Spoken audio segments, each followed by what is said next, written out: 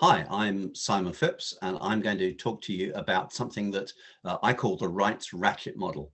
The rights ratchet model is an approach to the monetization of open source that dates back to the primordial days of the beginnings of the open source movement. Some of the earliest projects evolved this model for monetization. I call it rights ratchet because in the process of the life cycle of one of your upstream components or tools, you'll discover that your rights under open source to use, study, modify, and improve and share the code are gradually eroded to the point where they go away completely. So that's why this talk is called the rights ratchet model. Bait and switch meets boiling frogs. It's kind of the bait and switch business model and the boiling frogs social encounter where you raise the heat so slowly that the frog doesn't realize that it is dinner and not a guest until things are too late. I'm going to tell you the story of the journey of an open source pioneer. Now, right back at the beginning of the open source movement, open source focused very much on the desktop. It was very much a mano with Microsoft. And so replacing Microsoft's desktop was very important. And open source was very much about the replacement of commercial off-the-shelf software. And by the beginning of the 2000s, people were beginning to realize that the larger enterprise systems could also be replaced by open source. And in 2004, a group of colleagues formed a company called Sugar CRM to create an open source customer relationship management project. And they licensed it as an open source project under the Mozilla license, plus some extra clauses to make sure they got attribution. I pretty much consider that to be an OSI licensing model. They've simply clarified what they mean by attribution. The company was VC funded. They had about £2 million fed into the company from a friend, and they used what you might call an open core business model, adding commercial capabilities to their subscribers' software that weren't available in the open source version. The open source version was called Sugar Open Source, and it was very popular indeed, very rapidly adopted. There were 25,000 downloads in the first year, and it was very widely used, particularly for small or smaller nonprofits. It was also used by small businesses, and it gained so many users that by 2006, they had a large enough user base to have a conference that was called SugarCon. SugarCon went on to drive growth for the Sugar product range of both Sugar Open Source and its adoption, and of Sugar Professional, the paid-for version. In 2007, the first warning signs that this was actually a rights ratchet and not a genuine open source community began to emerge. The open source version was rebranded Sugar Community Edition, and it was relicensed under the GPL v3 open source license. Quite a different proposition to the Mozilla license, which is a very relaxed file-based copyleft. The GPL is, of course, well known to be a much stronger copyleft package. The Mozilla license in the original project was quite important, though, because being a copyleft license, it meant that it was necessary, theoretically, to have a contributor agreement. And so having a contributor agreement meant that Sugar was able to relicense to GPL v3 in 2007. The move to GPL v3 obviously gave confidence to VCs, because in 2008, $20 million was invested in Sugar CRM. And at the same time, 2 of the 3 founders left the company. The board brought in a new CEO in the form of the very lovely Larry Augustin. Larry was one of the founders of the open source movement in many ways. He was involved in many of the discussions about the coining of the term open source, and his thinking was very instrumental in forming open source. And you might see his appointment as CEO as a sugarcoating to the otherwise unacceptable behavior that Sugar was preparing for, because in 2010 they began to remove features from Sugar CE, that's the rebranded open source edition, and they also relicensed it again, this time under AGPL v3. AGPL, that's the Affero GPL, is a license that, as you know, is intended to transmit the copyleft effect even to network deployment of software. And that was a foreshadowing of the intent of Sugar 7 to be a software as a service, Sugar CRM. And Sugar 7 had no open source counterpart. So if you wanted to install a CRM yourself, you had to use the defeatured version of Sugar version 6. In 2014, as had really become obvious, Sugar announced that version 6.5 of Sugar CE would be the last open source release.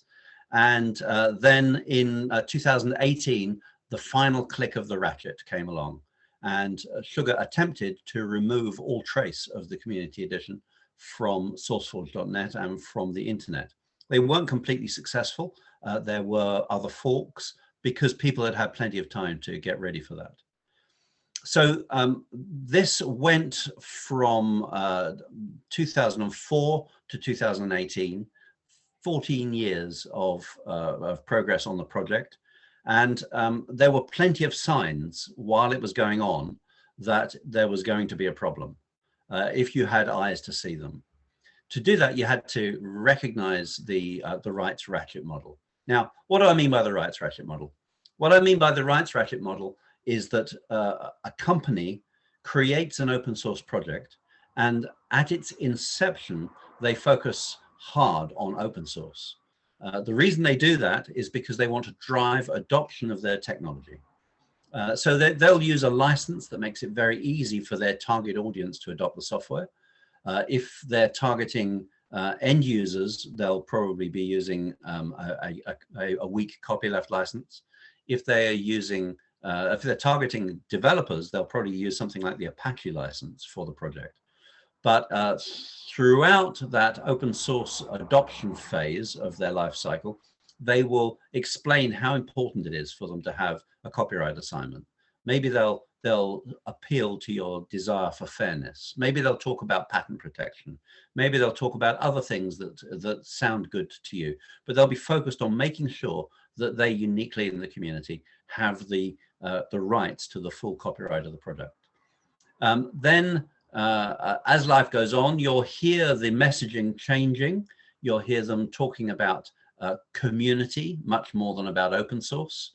And that shift to a community emphasis is accompanied by more and more effort at community management and customer onboarding.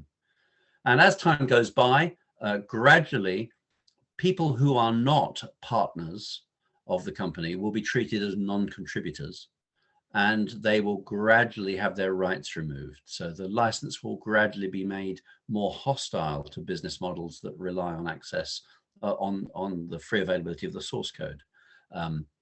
They will begin to talk about the perils of their software being run without payment on cloud hosting services. And so you've seen exactly this happening with companies like Elastic, MongoDB, and Redis Labs, who have all blamed AWS for what actually was their inevitable removal of rights and drift towards proprietary. At the bottom of this slide, there's a link to my blog post about Elastic's move to gradually remove rights, which I believe was completely predictable and honestly in no way related to AWS. I'd be willing to argue the case, but I think that they would have removed those rights for some excuse, even in the absence of the existence of AWS. At the end of the cycle, the product will go proprietary. They may leave the open source version available somewhere. They may exit through acquisition and let the acquiring company let the open source version fall fallow. They may let all the original people involved in the project leave and let the new owners confuse and abandon the open source version. All of those things have happened. So for example, I used to work at ForgeRock, and ForgeRock has taken that path of allowing indistinct confusion over what's open source and what's proprietary to basically make them a proprietary only package. You've also seen companies like Oracle simply walk away from communities where they have a proprietary version. So the end of the rights ratchet can be to go proprietary and remain in business. It can be to exit to an acquirer. It can be to slowly shift business models so that open source is not available. The result of all this for you is that you'll discover that you are no longer able to exercise your software freedoms. And that can mean that you can't maintain the code effectively. It can mean that you are stuck with a very expensive and complex migration to a competing or alternative package. Whatever it means, it will almost certainly mean you spending money to solve the problem that's caused. So it's worth spotting early on, and it's worth understanding when your upstream supplier is actually treating you as one of the pods in the matrix rather than as a community peer. So the rights ratchet model gradually clicks along. I call it the ratchet model because it goes one click at a time.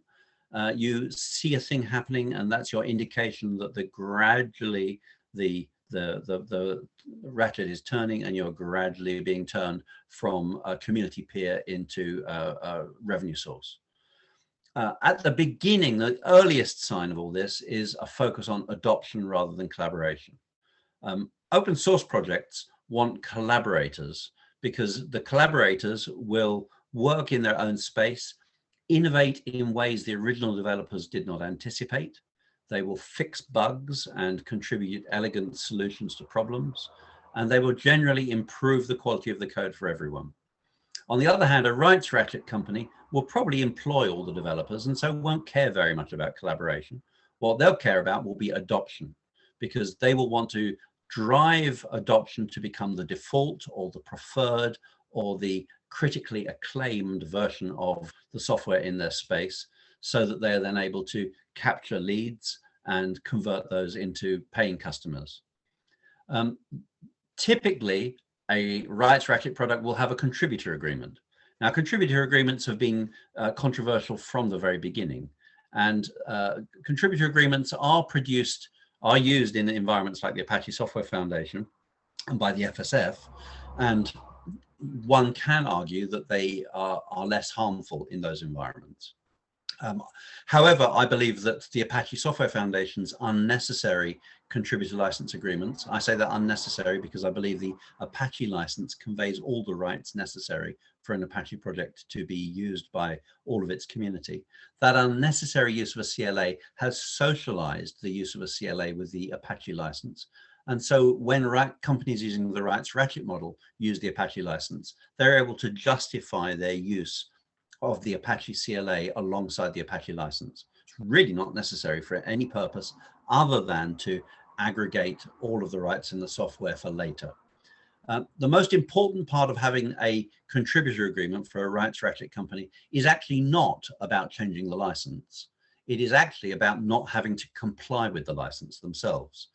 The company at the heart of a rights ratchet model will want to uniquely be the one company that doesn't have to comply with the license. And they need a contributor agreement and the allocation of either the copyright or rights equivalent to the ownership of the copyright in moral rights countries, so that they are able to do their own thing and not necessarily comply with the license.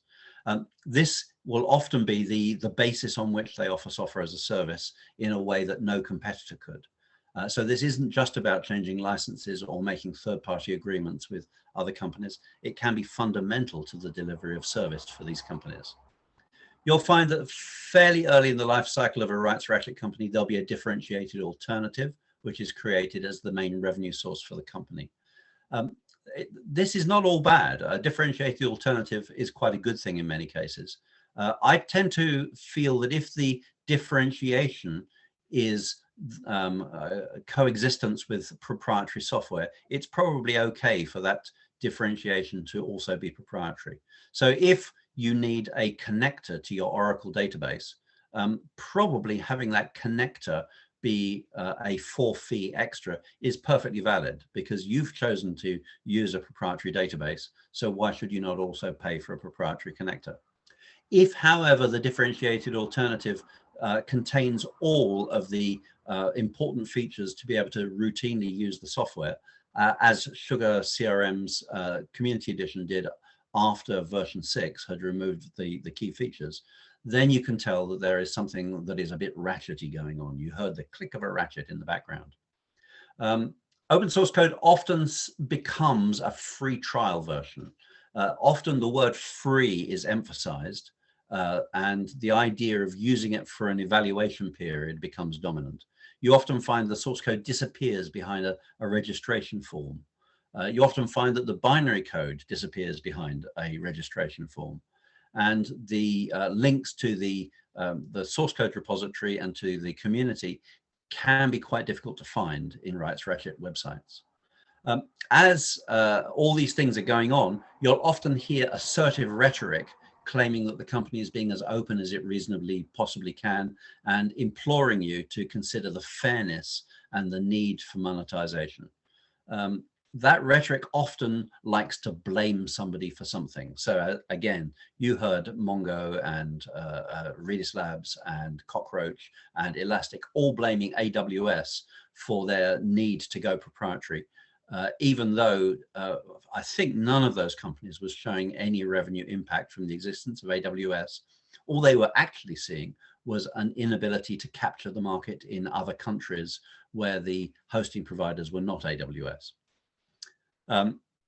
Associated with the contributor agreement and the strong rhetoric and the free trial version, you'll often find the license gets changed along the ratchet for reasons that don't benefit the community, only benefit the central company. So not to update the license from Eclipse 1 to Eclipse 2, for example, but as you saw Sugar CRM doing, move from Mozilla to GPL v3 to AGPL. And that kind of a trajectory is quite characteristic of a rights ratchet. At the end of the ratchet, you'll find the community is no longer particularly recognized. There's probably no realistic way to see what bugs there are in the software. The bug tracker is not public. You'll probably find the documentation has been copyrighted and made proprietary. You'll probably find that both of those things happened before the license was changed that actually took the software proprietary, so that even if you were able to fork the code, you were unable to fork the DevOps that were necessary to sustain the code at the level where it was located. Meaning that if you did try to create a fork, you might have the source code, but you'd have to reconstruct the DevOps and reconstruct the documentation. And those changes are slow clicks that happen in the background, but they are associated with that last step in counting the clicks. You can spot all of these things happening, and I wrote a blog post about it that you see the URL for on the screen there, a kind of a scorecard for you to look through to understand when the rights ratchet is being clicked in front of your eyes. Look for indications like, is the project hosted by a non-profit foundation or by a company? Now, being with a foundation is actually no guarantee of your software freedom, but it's much more of a guarantee than a single company with special status hosting the project. Ask yourself how the project was funded. Investors will want their investment back. VCs don't buy companies, they buy exits. And so you have to ask yourself, what is the exit for this company based on who funded it? And is that likely to mean that this is going to turn out to be a rights ratchet? It's very important to look at who owns the trademarks in the project. One of the things a VC will be looking for will be monetizable assets for the company it's invested in. So they'll be asking the company to file trademarks, to file patents, to have a corpus of exclusively owned copyright, because all of those increase the value either when the company exits or in the event that the company tanks. There are at least some patents to sell so that the trolls can go recover the VC's money. Trademarks in particular are worth looking at. A reputable project owned by or operated by a company like Red Hat will have command line switches and build options to guard the trademarks. And we'll look at that in the next slide. You'll want to look at the project license. Don't tolerate anything other than OSI approved licenses. OSI isn't some behemoth imposing its will on the community. OSI is more the lens through which the consensus of what counts as open source is focused on behalf of the community. And so when a project chooses to shun OSI approved licenses, it's usually because they are embarrassed by the fact that the license they do want to use, it doesn't actually give you any freedoms, any software freedoms. Look for a contributor agreement. There's very rarely an excellent reason to have a contributor agreement. The arguments for having one are usually ones that are divertible into rights ratchet progressions. Projects are perfectly able to operate on a license in equals license out basis, where upstream contributions are made under the project's license alone. That's been the way that the Linux kernel has operated. That's the way that PostgreSQL operates. That's the way that GNOME operates. Those projects may well have the DCO or some other certification of identity and originality by the contributors, but they don't aggregate copyright.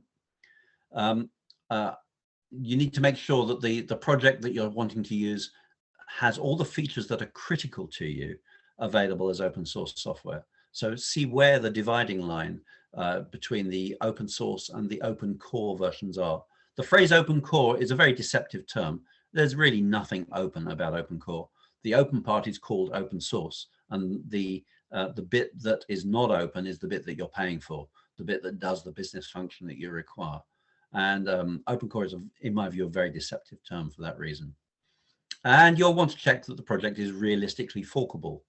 Now, when I say realistically forkable, I've got a few hints about what that means. A realistically forkable project is one that will have a public repository that's actually used for live development and is associated with a bug database and probably associated with CI/CD. You'll want to keep a sync copy of both the configuration of the repository and CI/CD and also of the repository itself constantly.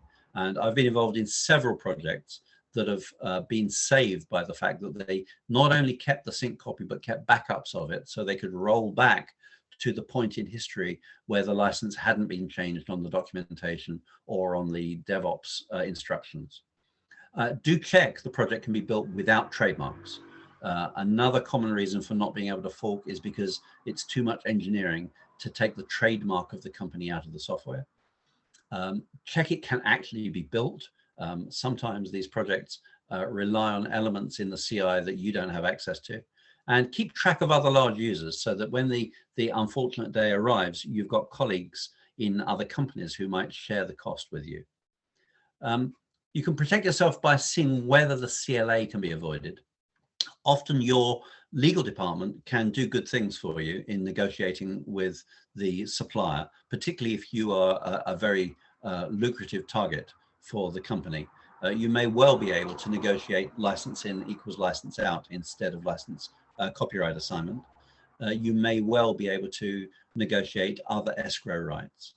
In the end, it's up to you to advocate for permission in advance whenever you are at public conferences related to your software, whenever you're talking to the developers. And I've written a blog post for you that's on the screen here that explains what I mean by permission in advance. It's about protecting and preserving your open source rights, what's sometimes called the four freedoms, and explaining why they are important to you and explaining how they are relevant, not just as ideology, but also as practical everyday liberties to operate your business in the way that you want to do. In the end, you can't always avoid rights ratchet companies. You'll find that you do have to use their software, but be prepared, be ready for that day when they are going to exit and leave you with nothing much to use.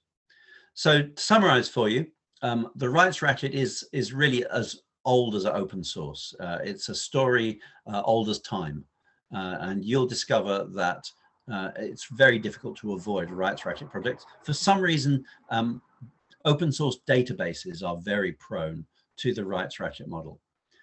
The clicks along the timeline may prove unavoidable to you, but you can invest in those that don't ratchet too often. More importantly, you can invest in those that don't ratchet at all, because their upstream is at Apache or PostgreSQL or Software Freedom Conservancy or one of the other genuine multi-party open source projects.